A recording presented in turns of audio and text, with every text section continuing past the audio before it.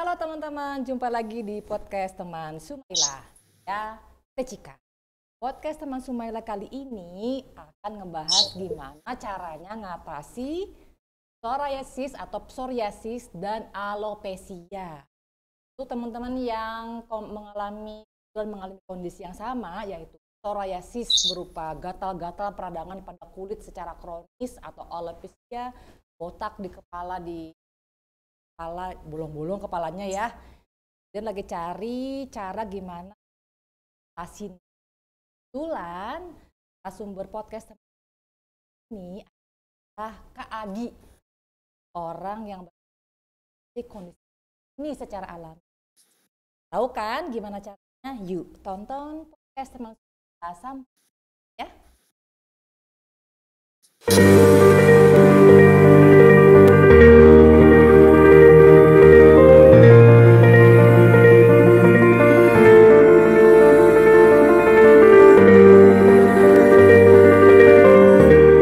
Ngobrol sehat bareng teman Sumaila.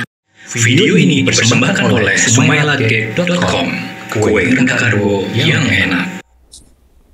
Nah, ini dia, kita udah bersama dengan Kak Agnes alias Tuahatu, tapi kita panggil Kak Agnes ini dengan panggilan kesayangan, Kak Agi. Apa kabar Kak Agi? Baik, puji Tuhan. Alhamdulillah, Teh. Alhamdulillah. Aku makasih banget Kak Agi mau menyempatkan waktunya sharing di podcast teman Sumaila hari ini. Sama-sama, aku juga senang mau berbagi pengalaman yang aku jalanin.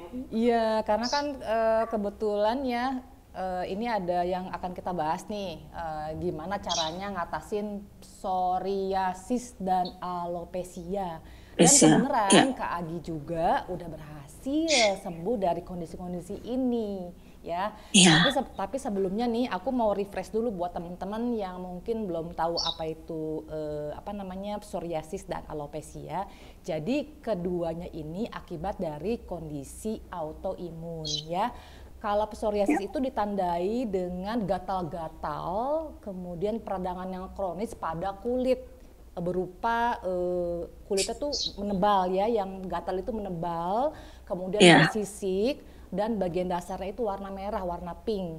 Nah, yang kena itu kulit di bagian kepala bisa, di perbatasan dahi sama rambut bisa, di belakang leher bisa, di telapak tangan bisa, di siku, di lutut, di bagian-bagian tubuh. Sedangkan alopecia itu peradangan yang terjadi pada folikel rambut sehingga dia stop produksi rambut dan terjadi kebotakan berbentuk koin-koin ya Kak Agi ya, bolong-bolong beberapa tempat. Kayak botak bener ya, botak-botak gitu deh. Ya, nah makanya nih kalau teman-teman kebetulan lagi cari cara ngatasinnya, karena memang katanya nih Kak Agi kondisi ini nggak ada obatnya, ya, nggak bisa sembuh. Nah, ternyata Kak Agi bisa mengatasinya dengan cara alami. Coba Kak Agi bisa ceritain nggak awalnya gimana, perjalanannya gimana sampai sekarang sembuh? Nah, awalnya kalau nggak salah tahun 2014 ya. 2013 akhir ke 2014. Tiba-tiba ini yang aku cerita alopecia aerata dulu ya. Oh iya. Nah, tiba-tiba kepalaku itu rambutnya botak, nggak tahu kenapa tiba-tiba begitu aku cabut tarik gitu dengan gampangnya, padahal cuma dilus gitu doang tuh langsung jatuh gugur rambutnya. Kupikir aku nggak tahu apa-apa tentang itu, sama sekali aku nggak tahu, dari yang kecil jadi akhirnya dia membesar karena aku pikir ini cuma rontok-rontok biasa gitu kan, pikirnya gitu. Tapi lama-lama makin membesar, kira-kira segini deh. Nah, aku kan panik ya. Besar karena aku nggak tahu ini apa sebetulnya, karena nggak gatel, nggak apa segala macam nggak ada. Nah, setelah itu akhirnya aku ke dokter karena mamaku udah ngomel, semua udah bilang ini rambutnya botak nih, dan parah banget gitu, rontoknya parah banget deh. Cuma aku pikir mungkin karena nggak cocok shampoo atau apa gitu kan, aku nggak tahu tentang itu. Akhirnya aku ke dokter kulit, dokternya nggak bilang, cuman gini. Ini kamu botak nih, kita suntik aja ya, dia bilang gitu. Suntik? Dia nggak jelasin Iya, disuntik kepalanya, disuntik supaya rambutnya tumbuh. kan ini folikel rambutnya nggak berkembang atau gimana deh, pokoknya dia nggak ceritain secara rinci bahwa itu autoimun. Jadi aku nggak tahu apapun, jadi aku cuma tahu ini rambutnya rontok, dia bilang gitu, kita suntik aja terus minum vitamin, biotin kalau nggak salah itu obatnya, terus dikasih racikan kayak toner gitu ya, toner kalau tiap hari dioles, terus aku harus setiap 2 hari sekali selama 2 minggu aku harus suntik rambutnya. Emang it works bahwa rambutku itu tumbuh. Cuman waktu awal-awal dia cuman bilang begini, kamu harus jaga makan. Dia tanya, kamu makan apa barusan? Kok sampai rambutmu rontok? Terus aku flashback ke belakang kan. Oh iya, saya makan ikan cakalang. Waktu itu kami ke pantai di Pamengpek sana. Udah malam, terus nggak ada makanan yang lain, cuma ada ikan. Saya makan ikan tongkol. Ikan tongkol itu kan proteinnya tinggi banget. Iya. Aku juga nggak ngerti lah, pokoknya waktu itu aku juga alergi sebetulnya dengan hal-hal seperti itu, nggak tahan. Cuman karena nggak ada pilihan lain, aku harus makan. Makanlah aku, waktu itu belum keto ya. Yeah. Jadi aku makan itu satu gede banget, itu kita makan bertiga. Makan bertiga dan aku cukup banyak makan itu. Nah setelah itu pulang dari sana itu mulai deh dia ya selang beberapa minggu mungkin ya, aku juga nggak memperhatikan sih. Jadi aku cuman bilang sama dokternya bahwa aku hobi banget makan buah, aku nggak juga makan nasi nggak terlalu suka, tapi aku suka banget makan buah, rujak tuh aku hampir setiap hari, salad. Terus dia bilang, ini kamu kayaknya kebanyakan protein, kamu hati-hati dengan protein tinggi, dia bilang begitu. Kalau makan yang protein tinggi dilihat-lihat ya, kok mikir apa ya protein tinggi, kan ikan bagus pikirku gitu. Iya. Cuman ya udahlah kalau makan ikan tongkol berarti aku nggak boleh banyak-banyak makannya karena itu kan protein tinggi. Aku berpikirnya begitu. Ini namanya orang awam yang nggak mengerti tentang seluk-beluk makanan yang protein gitu ya. Terus udah gitu, udah aku ke dokter. Memang sih disuntik malam itu.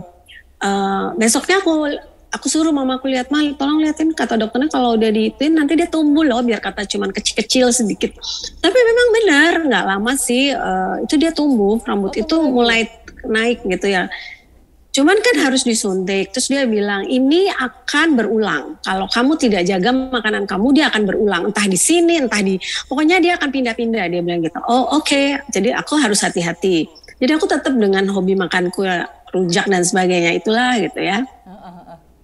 Udah setelah itu tahun 2017 aku ikut keto. 2017. Ikut keto juga udah tahu lah ya. Iya 2017. Aku 2017 tahun bulan September itu aku udah mulai cari tahu tentang keto dan aku mulai terjun 1 November. Oke, aku jalanin. Nah, waktu selang baru beberapa bulan gitu ada seminar kecil mengenai autoimun. Dan aku tertarik untuk mengikutinya karena kan udah mulai dikasih tahu tuh selebarannya bahwa autoimun itu. Jadi aku mulai tahu jangan-jangan aku itu autoimun. Aku pikir gitu kan yang botak itu. Nah begitu aku ikut kelas kecil itu yang di Citos sama Mas Tio. Nah mulai aku tahu benar berarti itu aku autoimun.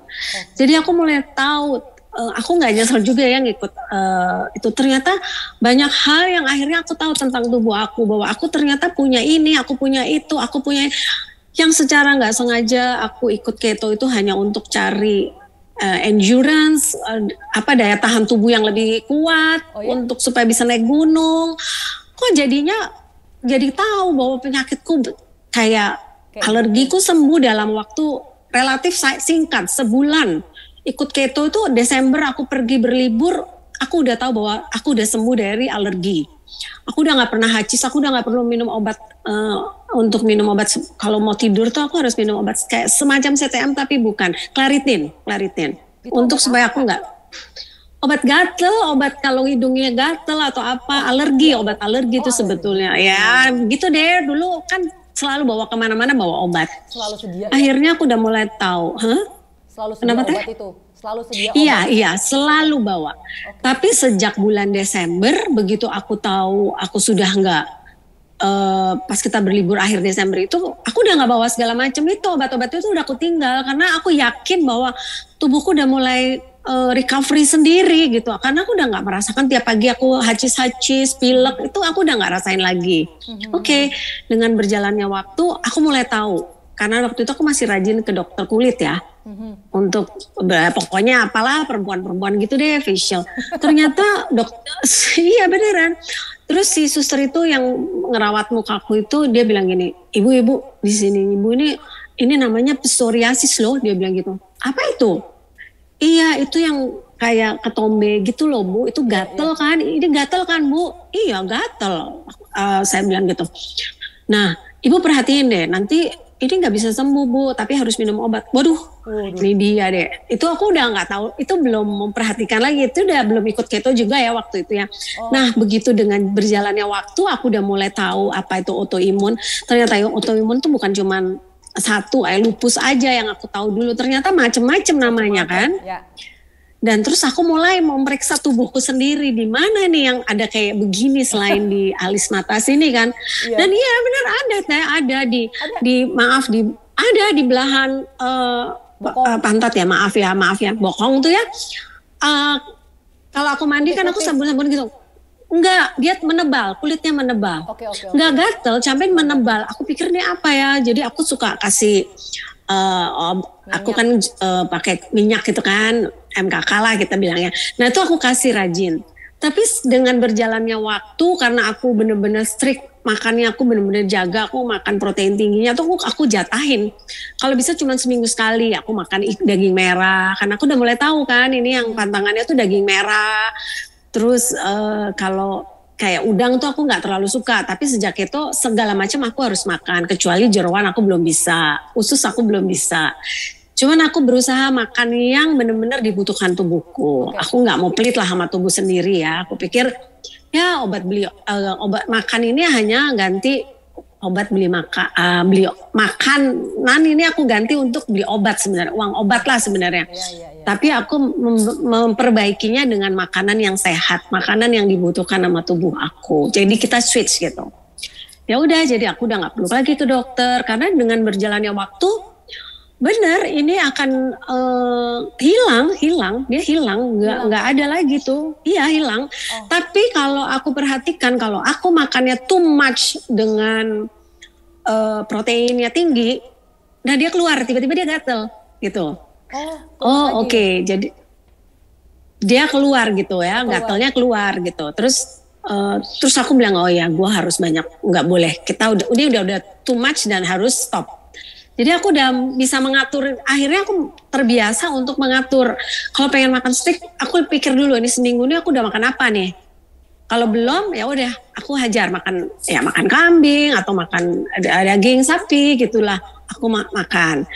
Tapi kalau udah kebanyakan, benar-benar ini aku tapi aku bersyukur aku nggak perlu minum obat, nggak perlu beli obat yang mahal-mahal juga gitu loh. Oke, jadi itu sebetulnya Kak Agi ya, itu setelah belajar baru memahami, oh ini aku kena autoimun. Itu nggak pergi ke dokter khusus autoimun.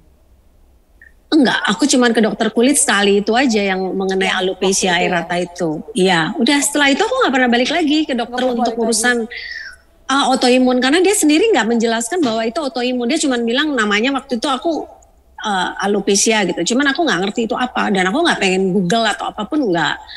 Ya udahlah, udah ke dokter, aku udah percaya, udah sembuh, udah ketahuan gitu ya, udah gitu. Ketahuannya semua itu waktu belajar tentang autoimun. Dengan Nastio itu kita ikut seminar autoimun kelas kecil. Yang di kelas kecil yang di Citos ya, waktu itu aku juga ada sih. Ya ada Tete juga, Jadi itu tahun 2017 ya.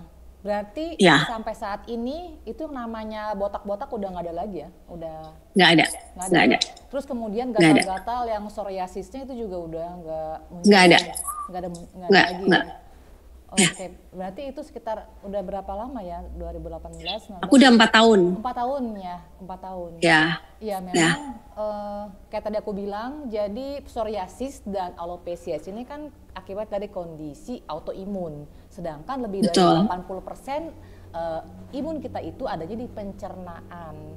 Nah memang sangat tepat sekali kalau berhubungan dengan pencernaan pasti kita berhubungan dengan apapun yang kita makan kan ya.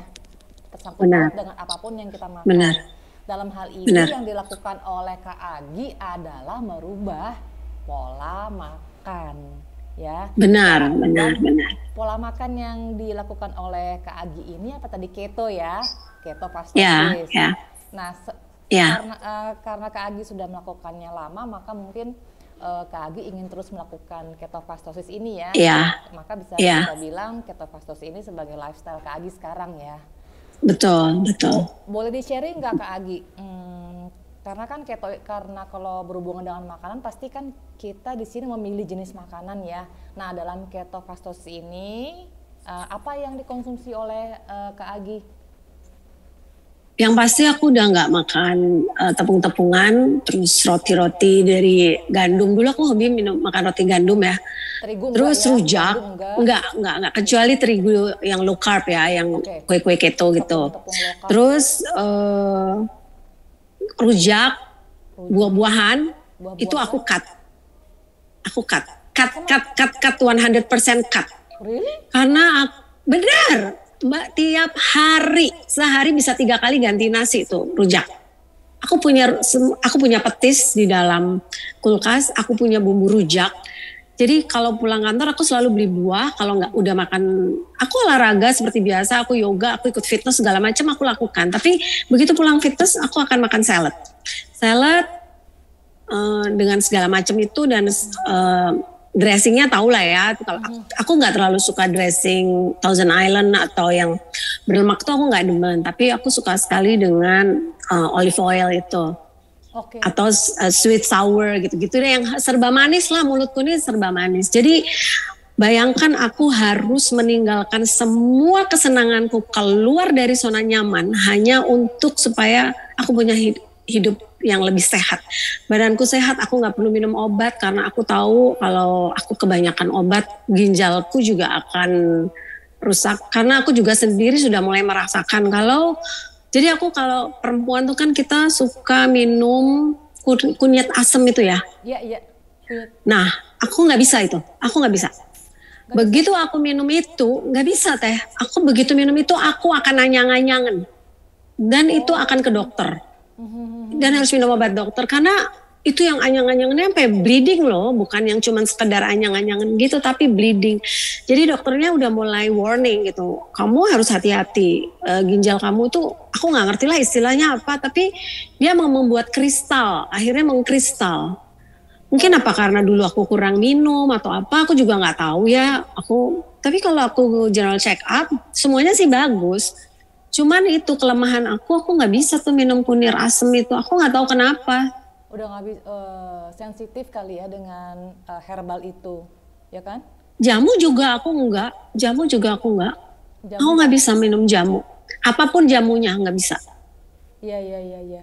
Terus gula udah nggak ini dong, udah nggak konsumsi. Oh, itu benar-benar belajar untuk melakukannya tuh, belajar 2 bulan untuk meninggalkan itu. Tapi ternyata mampu banget.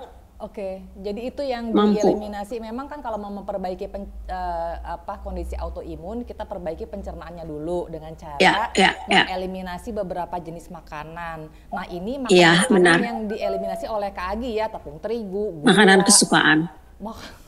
Buah-buahan nasi dulu ya. Salad, iya. Nasi mah memang udah nggak terlalu banyak makan nasi. Aku nggak terlalu suka kalau nasi. Aku lebih suka buah, salad. Nah itu, aku lebih prefer itu. Tidak, daging juga nggak terlalu, dulu nggak doyan, biasa aja. Kecuali ikan. Ikan ya. Terus dalam ketofastosis kan ada fase-fasenya tuh dan intermittent fasting. Kak Agi juga menjalankan puasanya juga. Iya. Aku kebanyakan induksi. Kebanyakan induksi, tapi kalau udah awal-awal kan kita selalu tuh, waktu baru awal-awal keto, aku hampir setiap hari aku cek gula darah. Terus mulai dengan ikut seminar, ikut TFH, mereka bilang gitu, ngapain bikin pusing diri sendiri, bikin kortisol naik. Emang sih benar, kalau kita mau itu kan kita kadang-kadang di bawah alam sadar kita pegang berapa ya gue ya, berapa ya gula darah gue ya, berapa gula. Nah itu kan ternyata membuat gula darah kita jadi tinggi gitu loh, meskipun kita nggak makan apa-apa, stres kan. Ternyata itu hampir tiap hari pokoknya berangkat kantor, begitu nyampe kantor kan ada apotik tuh yang bisa kita bayar 5.000 perak, itu udah tes aja. Ya emang sih kadang-kadang bisa turun sampai aku pernah sampai 65. Itu bangga banget. Itu pencapaian yang wow gitu. Tapi ya itu dengan berjalannya waktu karena udah mulai mengerti dan mulai tahu, dia bilang nggak, ya udahlah kalau kita udah makannya strict bener-bener ikut apa yang protokol katakan, ya udah nggak perlu lagi itu cek-cek kayak begituan gitu. Akhirnya aku juga semuanya general check up semuanya baik. Jadi ya memang bener sih, ngapain juga ya kita mesti pusing-pusing kalau kita nggak cheating atau apapun gitu loh. Iya betul. Jadi kan itu fase-fase dalam ketofastosis ada fase induksi, fase fase maintenance. Kalau untuk yang udah lama ikut ketofastosis pasti kan melalui semua itu ya. Nanti tinggal kita maintain aja kita nyamannya di fase yang mana, walaupun memang mungkin sebagian besar hari-harinya itu makan makanan yang utamanya hewani ya, boleh dikatakan. Iya betul. Fase induksi itu semua udah Kak Agi lalui. Terus Kak Agi menemukan kendala nggak waktu menjalankan KF ini dari keluarga, dari awal-awal? Oh itu pasti awal-awal ya, waktu aku udah mulai niat banget nih aku harus terjun dan aku harus buktiin bahwa aku bisa. Semua pada menentang, apalagi waktu aku kurus itu. Yang terjun bebas timbanganku karena aku diare, dan seperti biasa karena kebodohan diri sendiri lah ya, kurang banyak membaca, nggak dengan pas, maksudnya kan protokol itu dibuat untuk di print dibaca dengan benar supaya nggak salah jalan. Terus buah-buah apa aja yang harus bisa dimakan, seberapa banyak buah itu harus dimakan kan harus tahu ya, kan itu di fase apa.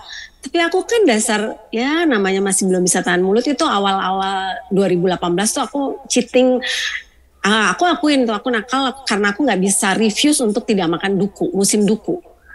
Nah itu yang membuat ya itu aku benar-benar terjun bebas timbanganku. Tapi aku nggak menyesal dengan begitu, aku jadi tahu ini akibat kesalahanmu. Kalau kamu melakukan kesalahan dan kebodohan, ini akibatnya dan kamu harus tanggung, dan bagaimana caranya kamu harus bisa naikin berat badan. Itu benar-benar yang harus dengerin orang ngomong, lu jelek, lu ini, hitam, sampai nangis. Oh really? Sampai harus berantem, sampai harus berantem. Biarin aja, gak apa-apa, yang penting gue sehat, bodo amat. Gue yang ngerasain, gue tahu apa yang gue lakukan. Pokoknya begitu, udah gak usah stop. Mama lebih soal lagi, dia pulang dari Amerika, dia lihat aku kurus begitu. Kamu sakit apa kok, kenapa begini?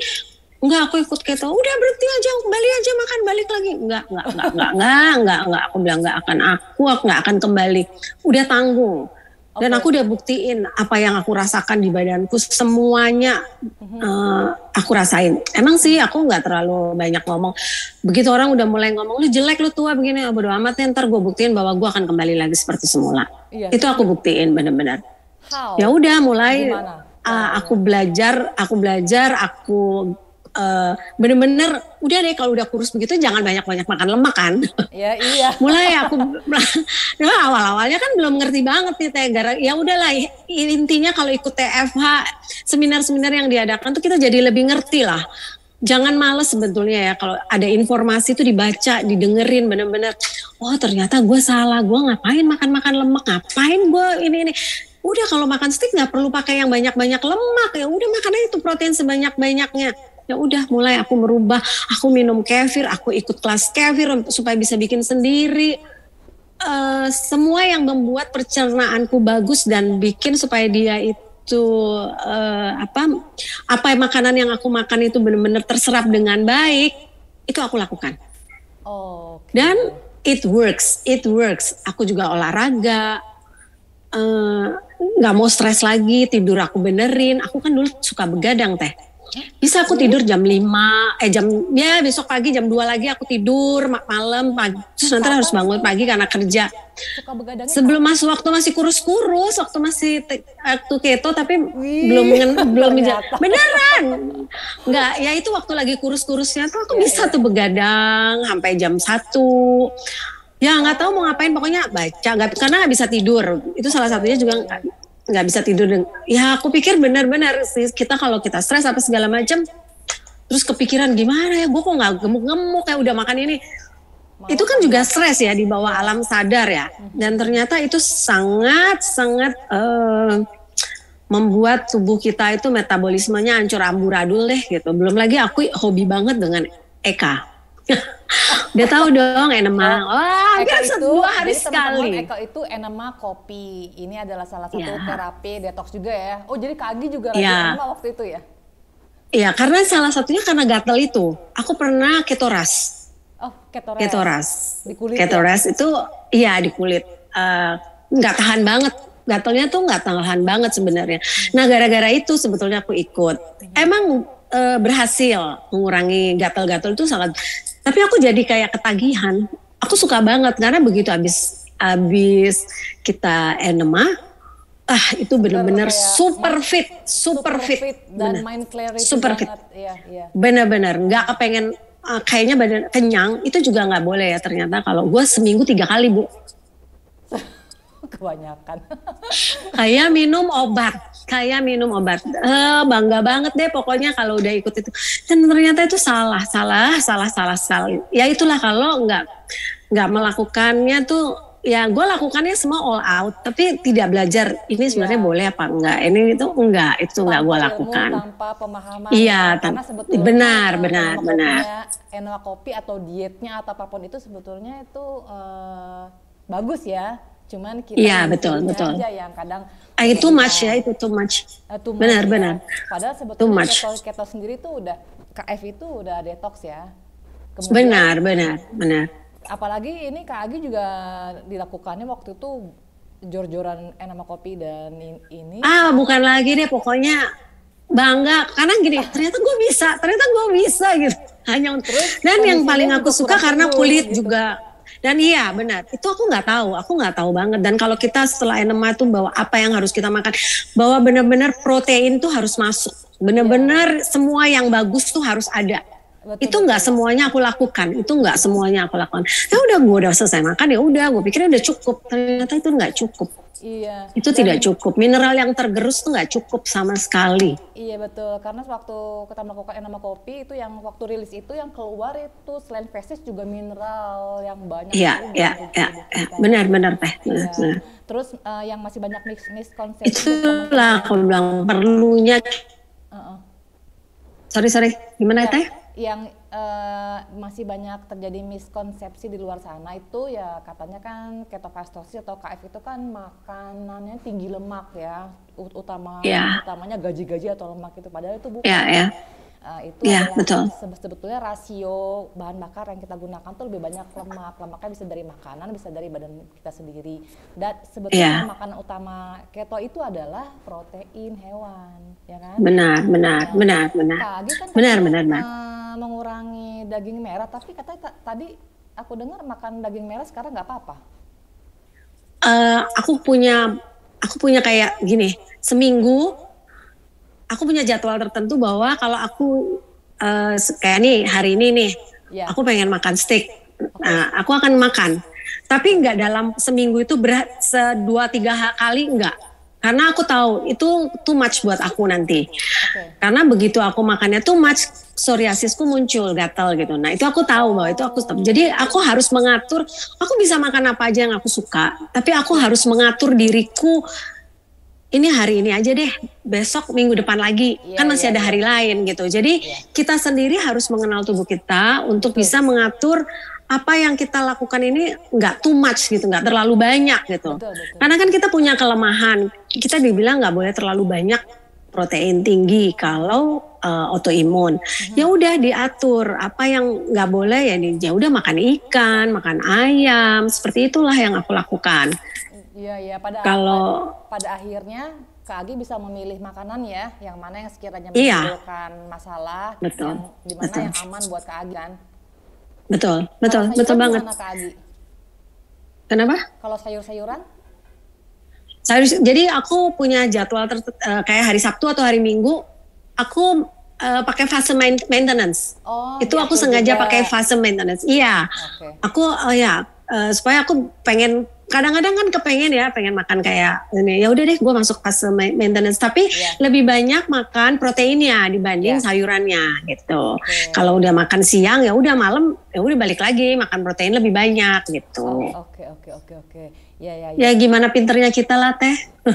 Iya. Terus Kak Agi, aku mau nanya lagi nih. Jadi psoriasis atau alopecia ini, menurut info nih yang dari aku dapetin, itu penyebabnya salah satunya adalah faktor genetika.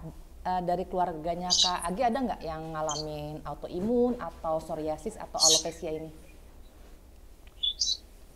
Selama ini sih nggak ada, cuman aku semua ya, hampir seluruh kakak adik kita alergi.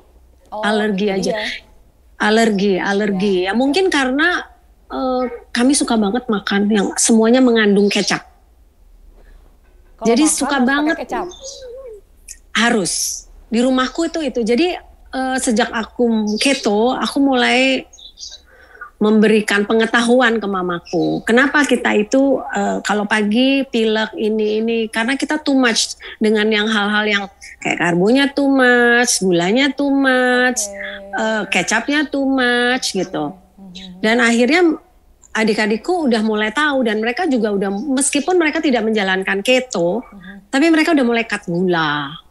Mereka udah mulai makan nasinya yang pagi-pagi udah sarapan, apa tuh sekarang cuma makan siang atau makan siang makan malam aja. Karena lihat contohnya sendiri ya kakaknya ya. Iya, karena aku juga dan keponakanku ini aku udah mulai perhatikan kalau dia pagi pilek tuh aku udah bilang, kamu kemarin semalam makan apa?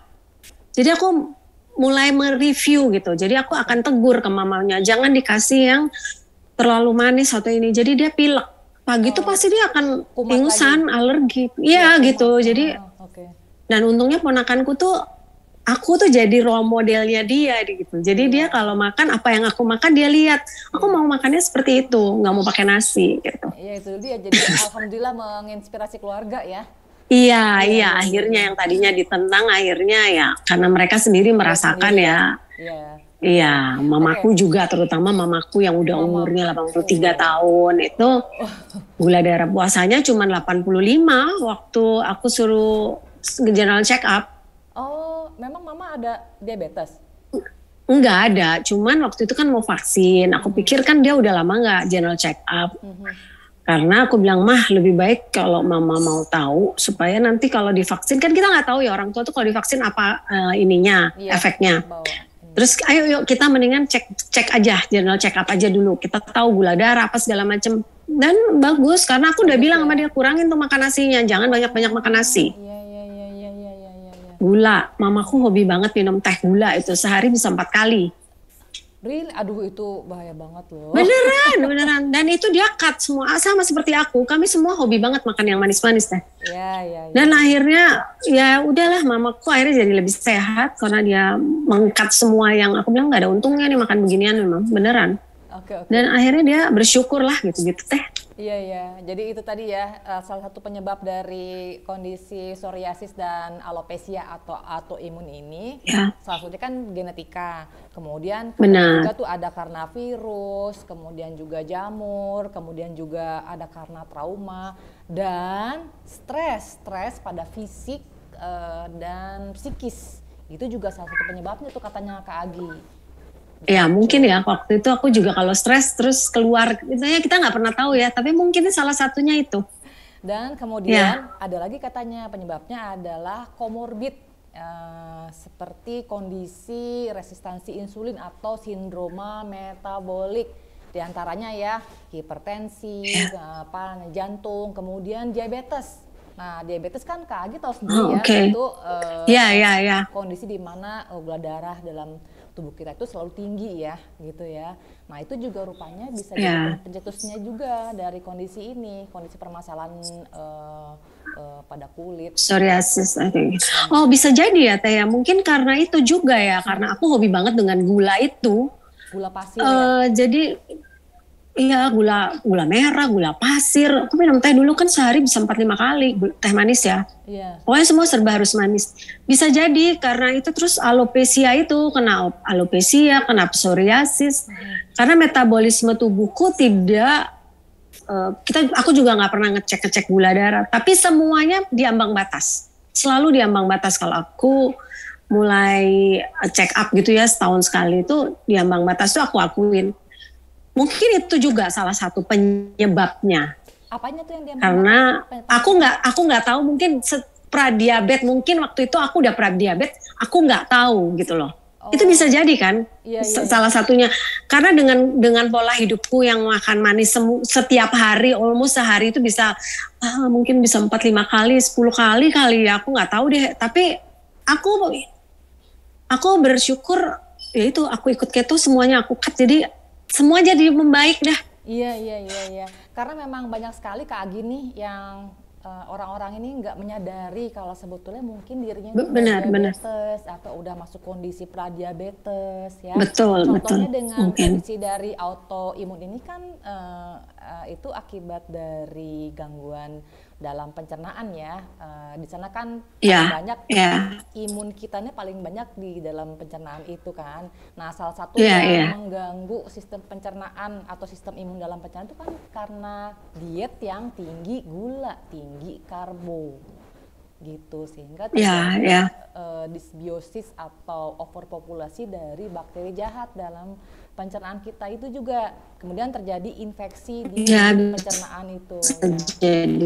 Itu yang memicu autoimun. Nah, autoimun sendiri kan banyak tuh nama-namanya ya, Kak Agi ya, penyakitnya. Kebenaran? Iya, benar. Kebenaran yang dialami Kak Agi ini psoriasis dan alopecia.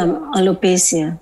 Iya, betul. Nah, pasti teman-teman juga banyak nih ya, teman-teman kita yang ngalamin hal ini, gatal merah-merah gitu, gatal kan? Oh ya, di sini dulu aku sering banget tuh di tangan. Cuman kayak penebalan kulit gitu. Tapi aku pikir, ini mungkin alergi atau apa. Ternyata itu salah satu autoimun ya, psoriasis itu ya. Betul. Terus nanti kalau dikasih salep dia hilang.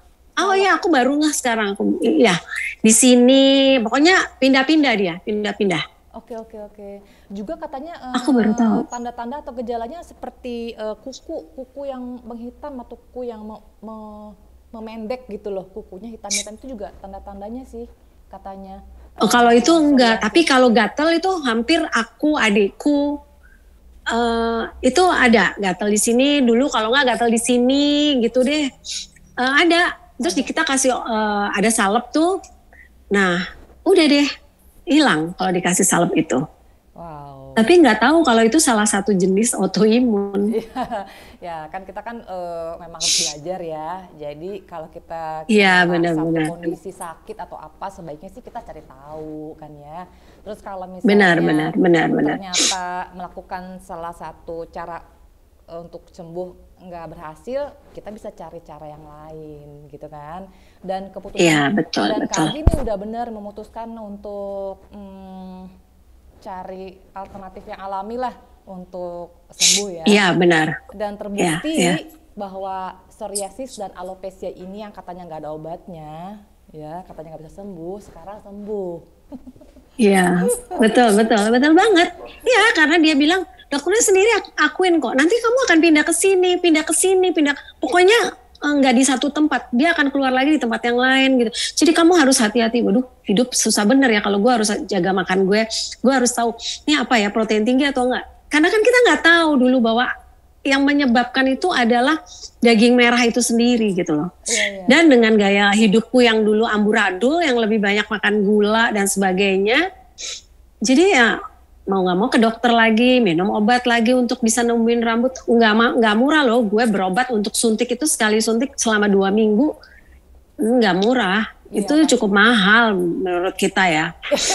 Terus obatnya, obat salep itu kalau habis kita harus balik lagi untuk pergi ke dokter, terus nebus obat. Obat yang diminum itu untuk sebulan aja udah ya, mungkin untuk orang lain murah waktu saat itu ya 500.000. Kalau aku ya mahal lah. Mahal dong 500.000. Mahal, hanya obat minum untuk obat numbuhin rambut ya. Tapi ya untungnya alhamdulillah gue masih dibayar sama kantor kalau bisa nebus obat gitu, masih bisa lah diganti, di reimburse gitu kan. Tapi kan lama-lama mikir dong, kalau udah nggak kerja siapa yang mau bayar? Masa mau terus? Nah itu dia gitu. Masa sih uang udah kerja setengah mati terus bayar dokter beli obat? Enggak deh, nggak mau. Aku harus mengganti gaya hidupku dengan hal yang lebih bermanfaat untuk diri sendiri, untuk orang lain, untuk anak, untuk saudara-saudara dan sekitarnya, kan begitu. Iya betul. Ya jadi bisa menginspirasi dan memotivasi teman-teman ya mungkin yang lagi pada Iya, kesenangan. benar. Nah, Kak Agi Benar. ada pesan-pesan nggak nih buat teman-teman untuk yang sedang alami psoriasis dan alopecia ini, kira-kira harus bagaimana nih? Saranku nih ya, cari tahu dan ambil keputusan mau melakukan apa, mau treatment ke dokter atau melakukan gaya hidup seperti aku. Itu harus keluar, benar-benar berani keluar dari zona nyaman. Dan satu lagi, niat yang sangat kuat, nggak gampang digoyahkan. Apapun mau dengar omongan kiri omongan kanan, harus punya niat dan tekad. Karena yang jalanin kita, yang ngerasain kita. Aku udah melakukannya itu, aku udah keluar dari zona nyaman meskipun harus pakai acara nangis segala macam, sebel apa segala macam. Tapi akhirnya teman-temanku melihat bahwa it works for me. Mereka ya itu kan masalah keinginan ya, keputusan dari diri sendiri mau atau tidak. Tapi aku melakukannya untuk diriku, untuk orang-orang di sekitarku, untuk keluargaku, untuk anakku, untuk ya di mana aku berada, aku harus menjadi berkat lah gitu. Iya, amin, alhamdulillah. Jadi itu tadi teman-teman ya, dengar sendiri ya, sebetulnya kondisi ini bisa kita perbaiki dan yang kita lakukan hanya dengan merubah pola makan ya, merubah gaya hidup. Dan perubahan gaya hidup ini bisa kok kita lakukan sambil melakukan perawatan medis ya. Nah, nanti tinggal kita putuskan sendiri, kita mau melakukan yang alami atau mau via medis. Iya, benar. Itu ya. Terus Kak Agi, jadi sampai saat ini masih melakukan keto ya? Dan masih. Dan udah nggak akan ganti lah Teh. Udah jatuh cinta habis, udah nggak mungkin nggak. Karena nggak perlu beli obat, itu intinya nggak perlu beli obat, nggak perlu ke dokter. Yang dulu tiap sebulan sekali pasti harus ke dokter, minum obat hampir tiap malam. Sekarang udah enggak. Udah 4 tahun loh aku nggak ke dokter. Bahkan kecuali waktu kena COVID. Tapi waktu aku kena COVID itu aku sangat bersyukur aku sudah KF.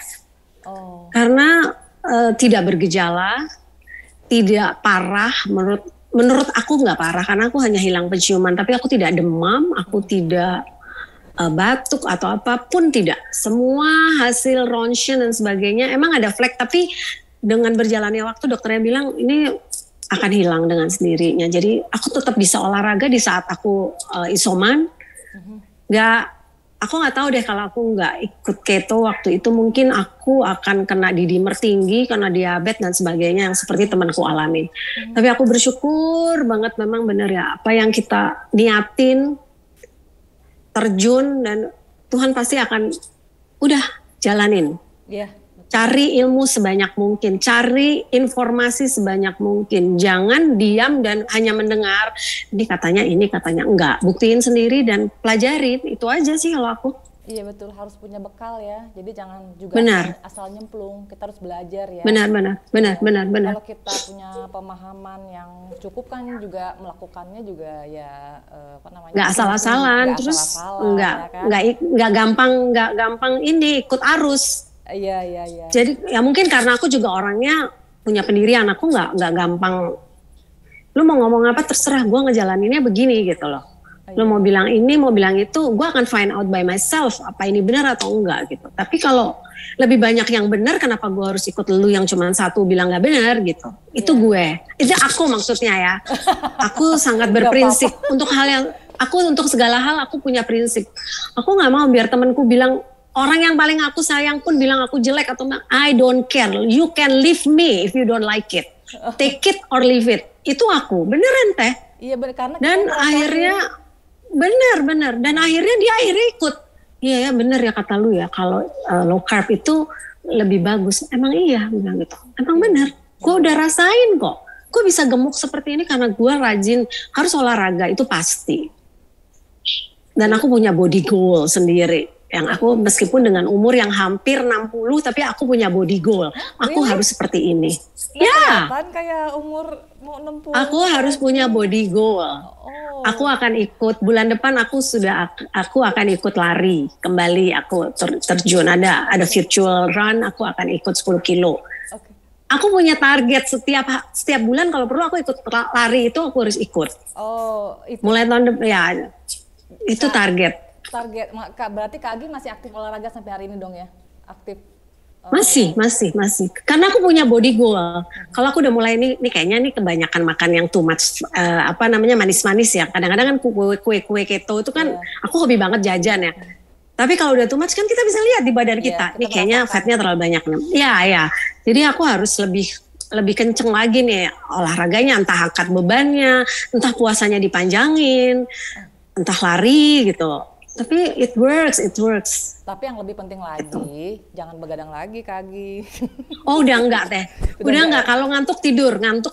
Oke, udah bagus, semuanya udah bagus sekarang. Alhamdulillah, ya Allah. Ya. Makasih banget nih Kak Agi nih sharingnya nih. Sama-sama teh, sama-sama. Akhirnya Kak Agi bisa sharing di podcast teman Sumaila bahwa kita sebetulnya bisa mendapatkan kesembuhan ya. Mudah-mudahan berguna untuk yang lain. Iya. Cuma dengan merubah gaya hidup aja kan. Pola makan. Secara alami. Itu masalahnya mau atau enggak ya? Mau apa enggak. Dan tetap ya, yang namanya sembuh itu atas izin Allah. Allah. Benar. Tapi kita nggak benar. Dan juga niat. Kalau kita nggak kan ya kalau udah diizinin sama Allah ini ada jalannya begini. Kalau lu nggak mau jalanin, ya itu salah lu sendiri. Jangan nyalain nanti. Kenapa gue begini? Karena Tuhan kita udah begini. Nah, lu udah dikasih jalan, kenapa lu nggak itu lakukan? Paling tidak lu coba dulu, cocok nggak? Bisa nggak lu lakukan? Itu juga. Kalau aku gitu ya. Iya. Kalau aku loh, tapi kan setiap orang beda-beda. Kalau Kak Agi begitu, mudah-mudahan teman-teman juga kayak gitu. Ya itu kembali lagi ke pribadi masing-masing. Aku nggak bisa ngejudge. Nggak bisa ya. Kita juga nggak bisa lah bicara ngomong kalau memaksa orang. Ini yang paling bagus gitu kan ya. Nah justru betul. dulu ya kan ya. Benar.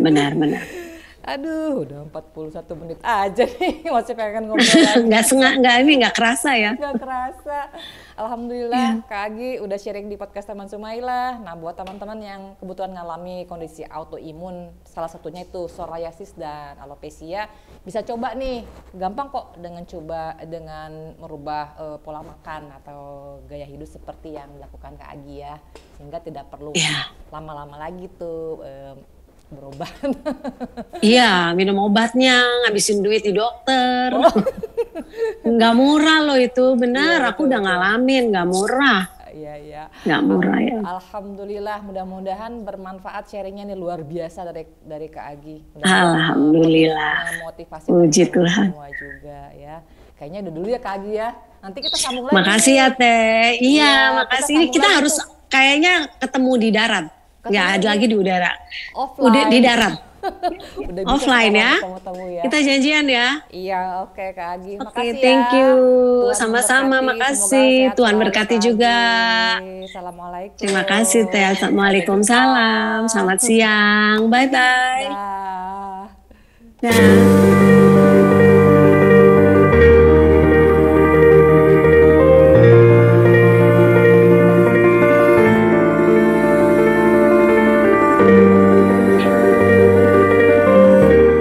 Ngobrol sehat bareng teman Sumaila. Video ini dipersembahkan oleh sumailagate.com. Kue rendah karbo yang enak.